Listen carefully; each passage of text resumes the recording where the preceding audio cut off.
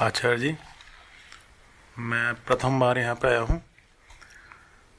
मेरा basic fear बचपन से, जैसे मैं अगर मन के अनुरूप कुछ होता है तो ठीक है, कोई उससे विरोधी होता है तो एकदम जैसे मुझे प्रतीत होता है कि नाभि पे दबाव है, एकदम एकदम भयाक्रांत, और फिर विचार बहुत तेज़ी से आगे पीछे जैसे मन भागता है, और अगर मैं इसको और रोकने की कोशिश करता हूँ तो और तेज़ी से होता है। तो ये नेचर मेरा अभी तक है, तो इस पर कृपया मार्गदर्शन करें।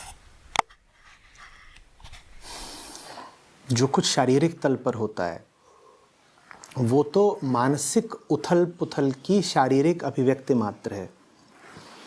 ऐसा यहाँ कोई भी नहीं होगा जो जब डरता हो या क्रोधित होता हो या उत्तेजित होता हो तो उसके शरीर पर प्रभाव ना पड़ता हो। क्या ऐसा यहाँ कोई भी है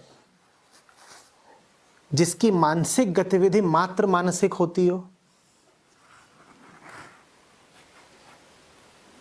जब आप क्रोधित होते हैं तो आपको देखकर ही कोई बता सकता है ना कि आप गुस्से में हैं। वो क्या देख रहा है? वो आपके विचार देख रहा है या आपका चेहरा देख रहा है? इसका मतलब विचारों का प्रभाव किस पर पड़ गया? चेहरे पर पड़ गया। मन का प्रभाव सीधे सीधे पड़ गया शरीर पर। 10 उदाहरण आप स्वयं ही दे लेंगे ना कि जैसे ही मन बदलता है शरीर कैसे बदल जाता है। आंखें बदल जाती हैं या नहीं? बोलो। प्रेम के क्षण में आंखें दूसरी होती हैं ना। जब तुम्हारे भीतर करुणा होती है और दया होती है तो आंखें दूसरी होती हैं ना। अभिनेता भी ये राज जानते हैं।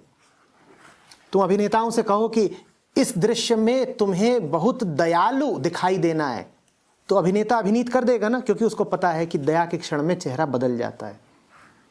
तो आमतौर पर जिस तरीके से बदलता है वैसा अभिनीत कर देगा। ठीक। क्रोध में हाथ कंपने लगते हैं ना, होता है या नहीं होता है? तनाव में कंधों पर और पीठ पर दर्द आ जाता है ना। भय में घुटने कपते हैं ना। काम वासना के क्षण में आंखें बदल जाती हैं ना। ये सब होता है ना। हैरान हो परेशान हो होंठ सूख जाते हैं ना। तो शरीर में जो कुछ भी हो रहा है वो तो उसके पीछे के विचार के कारण हो रहा है। शरीर को हटा दें। विचार अगर संयमित हो गया तो शरीर पर जो भी प्रतिक्रियाएं होती हैं, चाहे वो नाभि पर होती हों चाहे चेहरे पर होती हों, वो अपने आप ठीक हो जाएंगी। विचारों में क्या हो रहा है? विचारों में भय है। भय आपको तब तक रहेगा ही जब तक आत्मज्ञान नहीं होगा,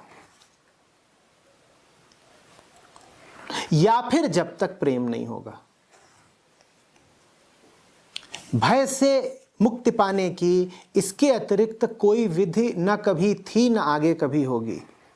गौर से समझ लीजिए, या तो आत्मज्ञान या फिर प्रेम। दोनों की प्रक्रियाएं थोड़ी अलग अलग होती हैं लेकिन आत्यंतिक तौर पर एक है। आत्मज्ञान की क्या प्रक्रिया होती है? आत्मज्ञान की प्रक्रिया यह है कि मैं सोता था रात में चोरों के भय में। मैं सोता था रात में चोरों के भय में, मुझे नींद नहीं आती थी, मैं परेशान रहता था। क्यों? क्योंकि मुझे लगता था मेरे पास काफी कुछ है जो चोर चुरा सकते हैं। फिर एक दिन कोई आया फकीर मेरे घर और उसने बताया कि वो सब कुछ जो तुमने इकट्ठा कर रखा है वो 2 कौड़ी का है। वो चोरी हो भी गया तो कोई फर्क नहीं पड़ता। मैंने कहा क्या सब कुछ 2 कौड़ी का है? बोला हाँ सब कुछ 2 कौड़ी का है, और इतना ही नहीं, उसमें से काफी कुछ उधार का है। तुम्हारे यहां रात में आने को जो बेकरार है उसको चोर बोलना भी बंद करो। उसमें से कई तो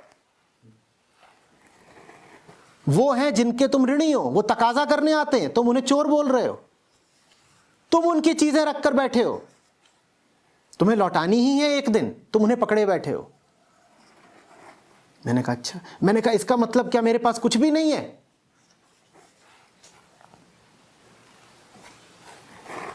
वो फकीर जहां खड़ा था उसने वहीं पर लात मारी, धरती थोड़ी सी फट गई, नीचे से एक हीरा चमकने लगा। बोला ये है तुम्हारे पास। मैंने कहा ये है ना, ये देखो ये चोरी हो गया। तो उसने कहा तुम खुद ही आजमा लो, चोर तो बाद में चुराएगा, तुम जरा खुद ही इसको उखाड़ के दिखा दो। मैंने पूरी कोशिश कर ली, जान लगा ली, जितने प्रयोग कर सकता था और जितने उपकरण आजमा सकता था सब करके देख लिए। वो हीरा टस से मस नहीं हो रहा। फकीर मुस्कुरा रहा है। उसने कहा आश्वस्ति है? मैंने कहा हाँ, लगता तो नहीं कि इसे अब कोई। उसने कहा लगता नहीं, अभी थोड़ा संशय है क्या? तो और कोशिश कर लो। मैंने कहा नहीं, कोई संशय नहीं। मैंने जीतोड़ यत्न करके देख लिया, जब मैं ही इसको नहीं उखाड़ सकता, मैं ही इसको नहीं ले जा सकता, तो कोई और क्या ले जाएगा? तो उसने कहा ठीक, तो तुम्हें 3-4 बातें समझ में आ गई हैं, ये आत्मज्ञान समझा रहा हूं। पहली बात तुम्हें ये समझ में आई है कि तुम्हारे पास जो कुछ है, जिसकी रक्षा के लिए तुम इतने परेशान रहते हो, इतने व्यग्र रहते हो, वो 2 कौड़ी का है। दूसरी बात तुम्हें ये समझ में आई है कि दुनिया तुम्हारी दुश्मन नहीं है। बहुत कुछ जो तुमने इकट्ठा कर रखा है वो तुम्हारा है ही नहीं। पहली बात 2 कौड़ी का है, और दूसरी बात तुम्हारा है ही नहीं, वो किसी और का है, तुम अपना माने बैठे हो। जिसका है वो तो लेके जाएगा ही ना। और तीसरी बात, जो कुछ तुम्हारा है वो बड़ा कीमती है और उसे कोई ले नहीं जा सकता। जिस दिन से मुझे ये पता चला, मैं गधे घोड़े सब बेच के सोता हूं, मेरे खर्राटों से मोहल्ला कांपता है।